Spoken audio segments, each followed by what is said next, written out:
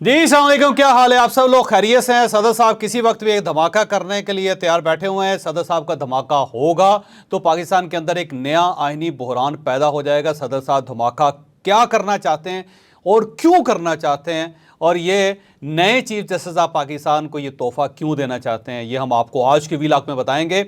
और इसके साथ साथ पाकिस्तान पीपल्स पार्टी के अंदर एक स्प्लिट आ गई है। आसिफ अली जरदारी साहब ये चाहते हैं कि स्टेट के साथ चला जाए, बिलावल भुट्टो साहब स्टेट के खिलाफ चलना चाहते हैं। बिलावल भुट्टो और आसिफ अली जरदारी के दरमियान इख्तलाफात क्यों पैदा हो गए हैं, और चौधरी एतजाज़ अहसन की वजह से बाप बेटा एक दूसरे के साथ लड़ रहे हैं। चौधरी एतजाज़ अहसन का क्या कंट्रीब्यूशन है इस सारे सिनेरियो के अंदर, ये भी हम आपको आज के व्लॉग में बताएंगे। और इसके साथ साथ पाकिस्तान मुस्लिम लीग नून वाहिद जमात है जो चाहती है कि इलेक्शन 90 दिनों में ना हो, इलेक्शन फरवरी या मार्च में हो। पाकिस्तान मुस्लिम लीग नून क्यों ये चाहती है, ये भी हम आपको आज के व्लॉग में बताएंगे। सदर आरिफ अलवी साहब 9 सितंबर को तकरीबन फारिग हो चुके थे, और उसके बाद इन्हें ये एक्सटेंशन दी गई कि जब तक नया सदर नहीं आता आप अपने ओहदे पे इज़्ज़त के साथ तशरीफ़ रख सकते हैं। और सदर साहब इस बात पे खुश हो गए, और सबका ख्याल ये था कि 9 सितंबर क्योंकि सदर साहब की मुद्दत पूरी हो गई है, अब सदर साहब कोई ऐसी हरकत नहीं करेंगे जिससे पाकिस्तान के अंदर अदम इस्तेहकाम हो सके। लेकिन कल से सदर साहब एक्टिव हो चुके हैं, और उसकी जो मेन रीज़न है वो यही है कि कल पीटीआई के सेक्रेटरी जनरल उमर अयूब साहब ने एक ख़त लिख दिया सदर साहब को, और उनको कहा कि आप अगले इलेक्शन की तारीख का ऐलान करें। और सदर साहब ज़ाहिर है उसके बाद एक्टिव हो गए, और फिर उन्होंने 2 मरतबा वज़ीर कानून को तलब किया और उनके साथ गुफ्तगू की, और उससे ये ख़बर बाहर निकली कि सदर साहब किसी वक्त भी इलेक्शन की तारीख का ऐलान कर सकते हैं। मेरी ज़ाती इंफॉर्मेशन के मुताबिक सदर साहब 12 नवंबर को इलेक्शन करवाना चाहते हैं, और वो जो भी लेटर जारी करेंगे उसमें 12 नवंबर या उससे फिर पिछला एक हफ़्ता होगा, यानी आप समझें कि 6 या 5 नवंबर से लेके 12 नवंबर 2 तारीखों में से किसी एक तारीख का सदर साहब अनाउंसमेंट कर सकते हैं। अब सवाल ये है कि सदर साहब को 9 सितंबर से पहले पहले ये मामला याद क्यों नहीं आया। उसकी वजह ये थी कि सदर साहब उस वक्त वाकई घबराए हुए थे और प्रेशर में थे, और अब क्योंकि उनकी मुद्दत सदारत की पूरी हो चुकी है, और अब उन्हें यकीन है कि अगर उन्हें सदारत से हटाया भी जाता है तो इनकी पेंशन को नुकसान नहीं होगा, इनकी तनख्वाहें जारी रहेंगी, और इनकी जो मरात हैं उनको कोई टच नहीं कर सकेगा। और अगर उससे पहले सदर साहब को हटा दिया जाता तो सदर साहब की तनख्वाह जाती, सदर साहब की मरात जाती, सदर साहब का प्रोटोकॉल चला जाता, सदर साहब और उनकी फैमिली को जो रेड पासपोर्ट मिला हुआ है वो भी सदर साहब को सरेंडर करना पड़ता। तो सदर साहब ने सबसे पहले अपनी मरात, अपनी तनख्वाहें, उन सब को सिक्योर किया, और उसकी सिक्योरिटी के बाद सदर साहब ने कहा कि अब मुझे उस दलदल में पाँव रख देना चाहिए जिसमें मैं पहले नहीं रख रहा था। दूसरा, सदर साहब याद रखिएगा कि थोड़े ओल्ड एज में चले गए हैं, और अब ओल्ड एज में जो लोग पहुंचते हैं वो प्रेशर में जल्दी आ जाते हैं। इससे पहले भी सदर साहब ने, आपको याद होगा कि 2 ऑर्डिनेंस के बारे में, 2 कवानीन के बारे में एक ट्वीट जारी की थी जिससे पूरे पाकिस्तान की, पूरी दुनिया के अंदर बदनामी हुई थी। सदर साहब ने ये कह दिया था कि मैं ऑफिशियल सीक्रेट एक्ट और इसके साथ साथ आर्मी तरमीमी एक्ट पे दस्तखत नहीं किए थे, और वो एक क्राइसिस पैदा हुआ था। उसकी बैकग्राउंड ये थी कि सदर साहब के एक दोस्त हैं सुलेमान आफ्ताब साहब, उन्होंने सदर साहब को खाने पे बुलाया हुआ था, और जब सदर साहब खाना खा रहे थे तो सुलेमान आफ्ताब साहब का क्योंकि ताल्लुक़ पीटीआई के साथ है, तो उन्होंने सदर साहब को बताया कि पीटीआई में आपकी बड़ी मजम्मत की जा रही है, और इमरान खान साहब ये चाहते हैं कि आप अपना किरदार अदा करें, और अगर आपने अपना किरदार अदा ना किया तो ना पार्टी आपकी जान छोड़ेगी और ना तारीख आपकी जान छोड़ेगी। तो सदर साहब जब वापस आप ऐवान सदर में गए तो सदर साहब की तबीयत ख़राब हो गई, तो सारी रात सदर साहब एक अलालत का शिकार रहे, कभी उठते थे कभी बैठते थे, और ख़ासे वो परेशान रहे, और उसी परेशानी में सुबह उठ के उन्होंने एक ट्वीट जड़ दी, जिसके बाद ज़ाहिर एक बहरान पैदा हो गया। और फिर सदर साहब से एक मुलाकात वहाँ पे की, और कहना लोगों का ये है कि उसमें आर्मी चीफ भी थे और DGI भी थे, और उसके बाद एक चीज़ तय हुई कि सदर साहब अब कोई ऐसी शरारत नहीं करेंगे जिससे पाकिस्तान की इकानमी को नुकसान पहुँच सकता है। लेकिन अब क्योंकि उमर अयूब साहब ने एक लेटर लिख दिया है और सदर साहब को पुश किया जा रहा है कि वो अपना किरदार अदा करें, तो अब सदर साहब तैयार हो गए अपना किरदार अदा करने के लिए। अब सवाल ये, क्या सदर साहब ये नहीं जानते कि इलेक्शन इस ख़त के बावजूद नहीं हो सकेंगे? सदर साहब जानते हैं इसमें, और उसकी 2 रीज़न्स है। पहली रीज़न तो ये है कि इलेक्शन कमीशन फौरी तौर पे सदर साहब की इस प्रपोज़ल को या उनके इस नोटिफिकेशन को रिजेक्ट कर देगा, और वो ये कहेगा कि ये डोमेन अब हमारी है, तारीख का फ़ैसला हमने करना है, सदर साहब नहीं कर सकते, और ज़ाहिर है फिर issue supreme court of Pakistan जाएगा। और दूसरा ये है कि अगर सदर साहब की बात मान ली भी जाए تب بھی الیکشن کمیشن کو الیکشن کروانے کے لیے 54 ڈیز چاہیے ہوتے ہیں. تو 54 دن الیکشن کروانے کے لیے درکار ہیں الیکشن کمیشن کو, اور اب ظاہر ہے اتنا ٹائم نہیں ہے. تو اگر صادق صاحب کی پرپوزل مان بھی لی جائے تو الیکشن کمیشن پاکستان کے اندر الیکشن نہیں کروا سکے گا. تو ظاہر ہے صادق صاحب کو اس چیز کا پتہ ہے کہ ایک تو انہیں پتہ ہے کہ الیکشن کمیشن ابھی کوئی تیاری نہیں کی, دوسرا انہیں یہ بھی معلوم ہے کہ الیکشن کمیشن کے اختیارات اور قوانین میں تبدیلی ہو چکی ہے. الیکشن کمیشن اب صدر صاحب کی ایڈوائس کا پابند نہیں ہے, یہ صدر صاحب اچھی طرح جانتے ہیں.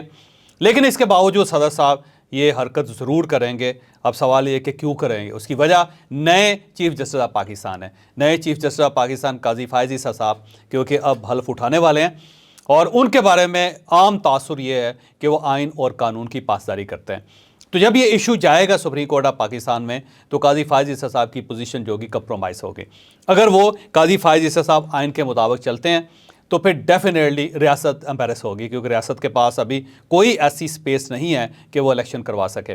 اور اگر قاضی فائز عیسیٰ صاحب قانون کے مطابق یا آئین کے مطابق نہیں جاتے اور وہ یہ کہتے ہیں کہ الیکشن کمیشن نے یہ فیصلہ کرنا ہے, تو پھر قاضی فائز عیسیٰ صاحب کی عزت پہ حرف آئے گا اور پی ٹی آئی ان کی ٹرولنگ کر سکے گے. تو یہ ایک تحفہ دیا جا رہا ہے نئے چیف جسٹس کو صدر پاکستان کی طرف سے کہ جناب آپ تشریف لے تو آئے ہیں, لیکن اب اس کانٹوں کی سیج پہ آپ کی راتیں اور آپ کے دن کیسے گزریں گے. تو یہ ایک تحفہ دیا جا رہا ہے, اور اس تحفے کا ظاہر نقصان definitely supreme court of Pakistan کو بھی ہوگا اور ریاست پاکستان کو بھی ہوگا. صدر صاحب کی عزت تو ظاہر پہلے ہی ختم ہو چکی ہے. یہاں پہ ایک اور چیز جس کا میں ذکر کرنا لازمی سمجھتا ہوں کہ پچھلے 2 ہفتوں کے درمیان پاکستان کے اندر بڑی تبدیلیاں آئی ہیں. ریاست نے, اور اس میں ظاہر اسٹیبلشمنٹ کا بڑا ہاتھ ہے, انہوں نے کچھ فیصلے کیے ہیں اور ان فیصلوں کے جو نتائج ہیں وہ آپ کے سامنے آ رہے ہیں. پہلا تو ڈالر کو کنٹرول کرنے کا فیصلہ کیا گیا تھا کہ یہ جو آرٹیفیشل مارکیٹ ہے اس کو ختم کرنا ہے.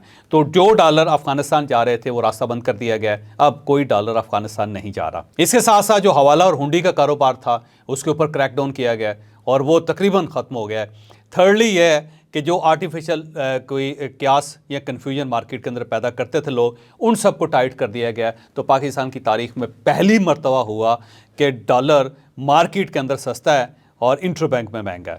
تو یہ ایک اچیومنٹ ہے جو ظاہر انتظامیہ کی اور ریاست کی ہے, اور اس سے کم از کم اکنامک فرنٹ پہ تھوڑی سی اسٹیبلٹی آئی.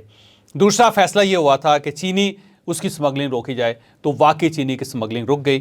اب اس کی قیمتیں بھی نیچے آ رہی ہیں اور اس سے بھی ظاہر ایک استحکام مارکیٹ کے اندر محسوس ہو رہا ہے. تیسرا, یہ جو ایرانی پیٹرول تھا جسے پاکستان کی تاریخ میں آج تک کنٹرول نہیں کیا جا سکا, تقریباً 2 ارب اور 88 کروڑ کے لیٹر کے قریب تیل پاکستان کے اندر ایرانی آتا ہے جسے مارکیٹ کے اندر بیچا جاتا ہے. اور 295 ایسے پیٹرول پمپ ہیں, کمپنیز ہیں جو اس تیل کا کام کرتی ہے, اور اس میں سیاستدان تک انوالو ہیں. پھر 90 کے قریب 29 سیاستدان اور 90 کے قریب اس کے اندر سرکاری ملازم ہیں جو اس سارے دھندے کے اندر شامل ہیں.